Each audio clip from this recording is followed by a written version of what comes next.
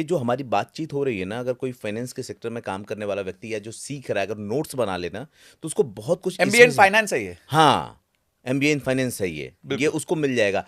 अच्छा, क्या होता है, ऐसा नहीं कि मैं आपके साथ कर रहा हूँ तो लोगों के लिए कर रहा हूँ, इससे मुझे भी बहुत क्लैरिटी मिलती है। जी, लोगों को तो मिलेगी मिलेगी, और जब वो कमेंट करते हैं ना, तो उनके कमेंट से हमको ये समझ में आता है कि आगे उनको किस चीज़ की जरूरत है, हम वो सवाल लेकर के आते हैं। बिल्कुल, इसके बिल्कुल। बाद भी लोगों के कमेंट्स आएंगे। बिल्कुल, हो बिल्कुल। सकता है आपको फिर तीसरी बार बैठना पड़ेगा, भाई ये तो बकाया रह गया है। Most ready for that. हाँ नहीं, क्योंकि आपकी व्यूअरशिप इस तरह की है जी। जो बहुत सी चीज़ें जानते हैं। और मज़ेदार बात क्या है, अच्छी बात ये कि जो आप चार्ज लेकर के ना लोगों को कंसल्ट करते हैं या कंसल्टेंसी देते हैं ना, वैसी बहुत सी चीज़ें आप यहाँ ऐसे बता देते बिल्कुल, हैं। मैं यही चीजें अपने व्यापारीगण को भी बताता हूँ, जिनको भी मैं कंसल्ट करता हूँ। यही बातें हैं छोटी छोटी। मैं बता रहा हूँ, मैं जब भी किसी बिजनेस में जाता हूँ, और आप तो जानते हैं हमारे मित्र के बिजनेस में हम लोग ने किया था, छोटे से चेंज, बड़े छोटे से चेंज जो है हमारे बहुत बड़ा डिफरेंस लेके आ जाते हैं। हमारा तो मतलब वो क्या है कि हमें पता है ना, कभी कौन से 10 का पाना लगाना है, 12 का पाना लगाना है, 14 का पाना लगाना है, हमें पता होता है। हम तो मैकेनिक है। बिल्कुल सही बात, तो बिल्कुल फाइनेंशियल सही बात। मैकेनिक है, तो हमें पता है। वो बेचारे उसके लिए टेंशन है कि कौन सा पाना लगेगा। मेरे को तो पता है 10 का लगेगा, 12 का लगेगा, 14 का लगेगा। मैं एक एग्जांपल बताता हूँ। एक व्यक्ति ने मुझे फोन किया आपके पिछले पॉडकास्ट के बाद, उसने बोला कि यार एक चीज मुझे बड़ी जबरदस्त लगी, जो आपने बटुए में छेद की बात की थी, हाँ। जो यूपीआई वाला बताया था। हाँ, उसने बोला जब मैंने कैलकुलेट किया तो मैं खुद हैरान रह गया सब कि हैरान है, मुझे पता ही नहीं था। सब हैरान है इस टाइम पे। मैं तो ये अपनी क्लास में इतनी बार एक्सरसाइज कराता हूं, लोग सर पकड़ के बैठते हैं, कुछ लोग रोने लग जाते हैं। बोले सर पता ही नहीं था, थैंक यू सो मच। देखो मैं आपको बताता हूं, जैसे आप आज गए, आपने अपना ब्लड टेस्ट कराया, समझो आपने 3-4 साल से ब्लड टेस्ट ही नहीं कराया था। हाँ, आपने आज ब्लड टेस्ट कराया, तो आपने देखा यार B12 कम हो गया, डी कम हो गया, कोलेस्ट्रॉल बढ़ गया, लिपिड प्रोफाइल खराब हो गया, ये साला वो यूरिक एसिड हो गया, सब 10 चीजें हो गई। तो आपको ना अंदर से झंझोड़ जाता है। बिल्कुल सही बात फिर है। अचानक से आप बोलते हैं यार हेल्थ पे ध्यान रखते हैं। हाँ। इसी तरीके जब आप एक दिन अपना बजट देख लोगे ना, आप अंदर से किलस जाओगे कि यार मैं कर क्या रहा हूं, व्हाट एम आई डूइंग, ऐसे पैसे को आग लगा रहा हूं, मतलब मेरे को, और बेहोश हूं, मदहोश हूं, मुझे पता ही नहीं चल क्या रहा है। इसीलिए जो बड़ा बनता है ना, वो ऐसे ही नहीं बड़ा बनता। किसी के लिए कमेंट करना बहुत आसान है, लेकिन जो बड़ा बनता है एक बार उसकी लाइफ में झांक के देखे समझ में आएगा। एक सवाल मेरा है, फिर वापस हम लोन पे आते हैं। बिजनेस शुरू करने से पहले अगर कोई लोन लेता है तो उसको फायदे क्या होते हैं, क्या फायदे मिलते हैं? और एक दूसरा सवाल भी लगे हाथ पूछ लेता हूँ इसी में। तो क्या अगर हम लोन लेकर के बिजनेस शुरू करते हैं, जो हमारी वित्तीय स्थिति पहले से है, उसमें कोई संकट भी आ सकता है क्या? देखिए बिजनेस आप जब चालू कर रहे हैं, अगेन क्वेश्चन क्या है, प्रिपेयर्डनेस का है कि आपने बिजनेस चालू किया, आपको पता है कि आपको आपको उधार क्यों। देखिए एक पीटर लिंच करके बहुत बड़े इन्वेस्टर हैं, वो कहते हैं कि जब भी आप कोई स्टॉक खरीदते हो ना, तो 2 चीजें आपको पता होना चाहिए कि what are you owning and why are you owning. Okay. अभी आपको स्टॉक मार्केट में पता है लोग टिप्स पे काम करते हैं। मैं आपको फोन करूँ, अरे सर्वेश जी सुनो, ये कोई कंपनी है XYZ जबरदस्त चलने वाली है, तो ना आपको पता है आप क्या खरीद रहे हो, ना आपको पता है आप क्यों खरीद रहे हो। ठीक है, उधार का भी यही प्रॉब्लम है। जब व्यापारी बिजनेस चालू कर रहा होता है, उसको पता नहीं वो कौन सा उधार ले रहा है, और उसको यही नहीं पता वो उधार क्यों ले रहा है। जैसे उधार आता है तो वो कोई कभी गाड़ी ले लेगा, हाँ। कोई कुछ ले लेगा। जो चीज वो सस्ते में करा सकता था, वही चीज वो महंगे में कराएगा, क्योंकि उसके पास पैसे पड़े हुए हैं इस टाइम पे। बात तो सही है। तो आप प्लीज पहले लोन लेने से पहले सिर्फ थोड़ा मेहनत करके, इस जगह से मैं कितना रेवेन्यू करूंगा, कितना मेरा खर्चा आएगा, बेसिक यार बेसिक। एक्सेल शीट की भी जरूरत नहीं है, कैलकुलेटर लो, एक पन्ना लो और लिख दो कि मेरे ये खर्चे होंगे जी, ये खर्चे होंगे। मेरा, हमारे पिताजी ये लोग कैसे करते, कैलकुलेटर से, एक्सेल से थोड़ी करते थे। वो तो बेचारे एक पन्ना ले लेते थे कि अच्छा ठीक है, मेरे फादर ने भी बिजनेस किया, हाँ भाई इतने का साबुन बेचेंगे, इतने का कॉस्टिक सोडा लगेगा, इतने का ये लगेगा, इतना, हाँ ठीक है जी, मोटा मोटा जी महीने का 5,000 रुपये बच जाएगा, तब की बात है। मेरे को बताते हैं मेरे फादर। तो एंड ऑफ द डे थोड़ा तो मैथमेटिक्स है भाई, नंबर्स का गेम है। हल्का सा मैथमेटिक्स कर लो कि अगले महीने में क्या माल बेचूंगा, कैसे बेचूंगा। अच्छा उससे आपका टारगेट सेट हो जाता है, आपको पता होता है अब इसके नीचे करूंगा तो मौत आ जाएगी, बहुत बैंड बजेगी, तो आप भी भागते हो, आप भी अपना एक टारगेट रखते हो। तो इसको प्रिपेयर्डनेस के साथ चलना पड़ेगा। आप बेसुध होकर लोन नहीं ले सकते, आपको पता होना चाहिए कि आप लोन कौन सा ले रहे हो और क्यों ले रहे हो, क्या पर्पज है लोन का। तो ये बहुत बहुत जरूरी है व्यापारी को। हम ये समझते हैं कि बिना तैयारी के अगर आपने कोई काम किया तो रिजल्ट भी बिना तैयारी वाला आने वाला है, आपको तैयार रहना पड़ेगा, शिकायत नहीं कर सकते। एग्जाम में आदमी फेल क्यों होता है? इसलिए नहीं फेल होता कि उसने मतलब क्या कहते हैं कि एग्जाम डिफिकल्ट है। अगर एग्जाम डिफिकल्ट है तो आपको तैयारी भी उस लेवल की करनी पड़ेगी। बिल्कुल सही बात। भाई अगर आपको देश के टॉप 100 में आना है, अगर समझो आप IIT में घुसना चाहते हो जेई के माध्यम से, आपको पता है देश के 5,000 टॉप में आना चाहते हो, आप 16 लाख लोग देंगे, तो आपकी प्रिपरेशन वैसी होगी। बिल्कुल। आप नहीं, हाँ कोई हल्का एग्जाम होगा 10वीं 11वीं 9वीं 8वीं का, जिसमें आप ही के क्लास के 60 बच्चे हैं, तो आपकी प्रिपरेशन वैसी होगी।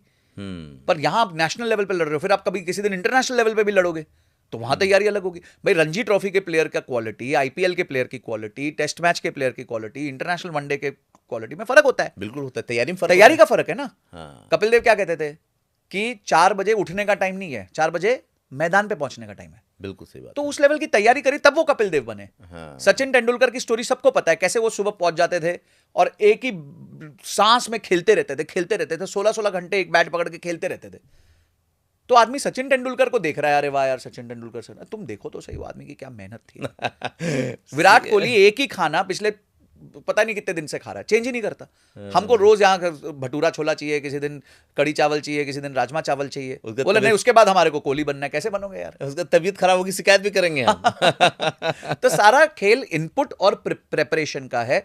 जो इनपुट और प्रिपरेशन पे वर्क करेगा कि इनपुट क्या चाहिए और बार बार उसको प्रिपेयर करेगा, वो आगे जाके सुपर सक्सेसफुल बिजनेसमैन जरूर बनेगा। और उधार को जैसे बढ़िया घुड़सवार होता है हाँ। वैसे पकड़ के चलेगा। एक सवाल और है बिजनेस से ही कि किसी भी बिजनेसमैन को लोन कब लेना चाहिए? जैसे वो उसकी कंपनी उसने शुरू कर दी, बूटस्ट्रैप ही शुरू कर दिया, तो लोन कब लेना चाहिए और लोन लेने के फायदे क्या हो सकते हैं उसकी कंपनी में? देखिए, लोन कब लेना चाहिए, अगेन वो डिपेंड करता है कि आपके कैश फ्लोज कैसे हैं। ठीक है। सो फॉर एग्जांपल, आपका बिजनेस ऐसा है कि आपको पता है भाई ये 6, 8, 10 महीने में थोड़ा सा इन्वेस्ट करूंगा तो उसके बाद मेरी फैक्ट्री चालू हो जाएगी, मेरा माल बिकना चालू हो जाएगा, तो मैं उसके बाद से इसका उधार चुका सकता हूं। तो उस आदमी को लोन लेने में कोई परेशानी नहीं है। ठीक है। अब जो बड़ी कंपनीज होती हैं, जैसे मैंने कहा कि जो एयरपोर्ट होता है वो बिना उधार के नहीं बन सकता, रोड बिना उधार के नहीं बन सकती, तो वो बड़ी कंपनीज उधार अलग तरीके से दिखती हैं। हमने बात करी कि आप में क्षमता होनी चाहिए उधार चुकाने की। अब क्षमता को कैसे असेस करते हैं वो मैं आपको एक उदाहरण देता हूं। एक कंपनी है टाइटन।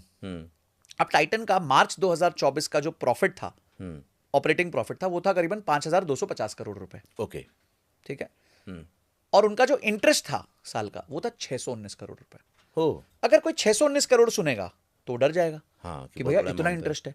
पर आप ये देखो कि 619 करोड़ के अगेंस्ट उसके पास 5,250 करोड़ की कमाई है, यानी वो मोटा मोटी 8 बार अपना ब्याज दे सकता है, 8 टाइम्स। तो ये तो बहुत अच्छी क्षमता हो गई। रिलायंस को अगर आप देखो, रिलायंस का 1.25 लाख करोड़ का उनका ऑपरेटिंग प्रॉफिट है, उसमें से 22-23 हजार करोड़ का उनका इंटरेस्ट चला जाता है, तो वो अपना ब्याज 5.5 गुना दे सकते हैं। तो आपको पहले ये देखना है कि जब भी आप लोन लोगे तो आप क्या ब्याज को चुका सकते हो। इसको और सरल कर देता हूं, आपकी तनख्वाह 1 लाख है, ईएमआई 50,000 है, तो आप सेफ हो, कोई आराम प्रॉब्लम से। नहीं है। हाँ। आपकी तनख्वाह 1.5 लाख है और आपकी ईएमआई 50 है, तो आप ज्यादा सेफ हो। 2 लाख है, 50,000 है, आप और ज्यादा सेफ हो। अब ये जो गैप है आपके पास 1.5 लाख का, आप इसमें और भी लोन ले सकते हो क्योंकि आपके पास गैप बड़ा है। हाँ। इनकम और आपके ईएमआई में गैप बड़ा है, बड़ा है। तो आप और लोन ले सकते हो। पर आपकी इनकम है 50,000, ईएमआई है 1 लाख, अरे डूब जाएंगे। तो फिर कैसे लोन लोगे? फर्दर लोन कैसे लोगे? वो तो पहले इसको कैसे निकालोगे वो तो सोचो। तो बहुत सिंपल है, आपको ये रेशियो पता होना चाहिए, आपकी क्षमता क्या है, आपके बॉडी में कितनी ताकत है, आपके बिजनेस में कितनी ताकत है, कितनी बार वो आज लोन चुका सकता है। भाई आपकी कमाई चल रही है, आज समझो आपने छोटा मोटा बिजनेस चालू किया, आप महीने का 1 लाख रुपए कमा रहे हो, साल का 12 लाख कमा रहे हो। अब आप एक लोन लेने चले गए 10 करोड़ का। अब 10 करोड़ का ब्याज होता है जी 1 करोड़ 20 लाख रुपए साल का। तो अब 12 लाख की इनकम में से 1 करोड़ 20 लाख कैसे दोगे? और बैंक यही देखने वाला है, बैंक भी यही देखने वाला है। बैंक बोलेगा यार तुम्हारे में क्षमता ही नहीं है देने की, बात तो सही है। तुम्हारी नीयत अच्छी है, बाबूजी अच्छे आदमी हो तुम, तुम्हारे अच्छे का क्या चार डालूं मैं? बात तो सही है। तो सिंपल है, आप अपनी क्षमता बनाओ, क्षमता बना के आप उधार लो, उधार को सही तरीके से उपयोग करो। जब तक उधार है जिंदगी में, आपको सिस्टम से चलना पड़ेगा। मतलब उधार एक तरह से अच्छा भी है। बहुत अच्छा है आपको सिस्टम। मैं कहता हूं एक व्यक्ति को उधार कभी कभी इसलिए ले लेना चाहिए कि उससे वो सिस्टम में रहता है, बिजनेसमैन को खासकर।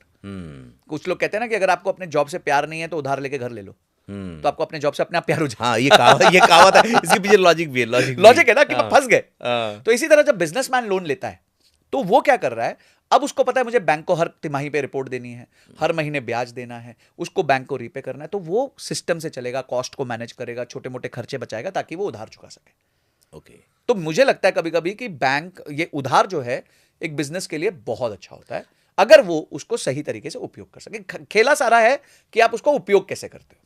अच्छा, एक चीज और जानना चाहूंगा इसमें, लोन लेने से क्या टैक्स का बड़ा बेनिफिट होता है क्या? बहुत बड़ा बेनिफिट है बिजनेसेस को। अच्छा। बहुत बड़ा बेनिफिट है क्योंकि जो भी इनकम आप, जो भी इंटरेस्ट पे कर रहे हो, हाँ। वो टैक्स डिडक्टेबल है। अच्छा। हाँ, तो आज अगर एक कंपनी 400 करोड़ से नीचे का टर्नओवर करती है तो उसका इनकम टैक्स रेट जो है वो 25% होता है।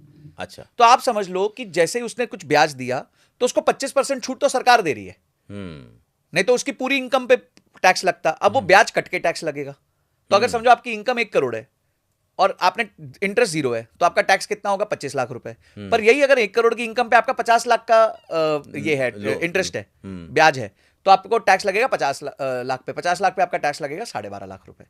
तो सीधा सीधा सरकार आपको डिस्काउंट दे रही है 25% का, कि भाई आप 25% का डिस्काउंट ले लो हमारी तरफ से। यही वजह क्या है कि जब बड़े लोग बड़ी गाड़ियां वगैरह लेते हैं तो लोन पे ही लेते हैं, बिल्कुल। पैसा होता है उसके बाद भी लोन पे लेते हैं। मैंने आपको अभी समझा दिया ना कि आपके पास 50 लाख रुपए हैं और आप अपना लोन चुकाते हो, तो आप जो है 50 लाख ही बचा रहे हो अगले 20 साल में। पर यही 50 लाख जब आप निवेश करते हो, आप 2 करोड़ कमा लेते हो। तो ये बात जिसके बुद्धि में घुस जाए, तो वो क्यों लोन चुकाएगा? उसको पता है मैं अपनी इनकम से लोन चुकाता रहूंगा, यहां मेरा पैसा कंपाउंडिंग चल रही है।